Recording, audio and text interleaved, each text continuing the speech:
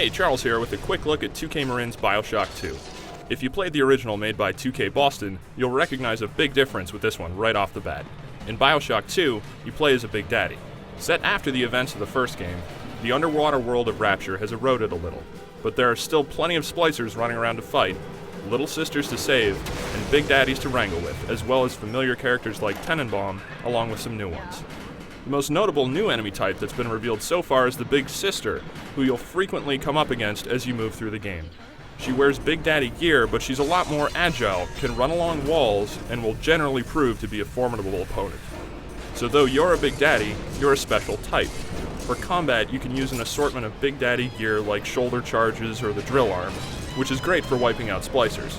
We've been told by 2K Marin that because a Big Daddy is tougher and more powerful than a regular old human, like the first game's protagonist, you can expect battles to involve larger numbers of enemies.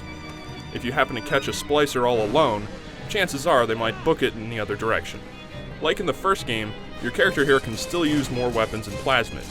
You'll get an upgradable rivet gun and access to things like cyclone traps and the incinerate plasmid. These can be combined in interesting ways as well, such as placing a cyclone trap on the ground, then hitting it with incinerate, which launches enemies into the air while wreathing them in flame.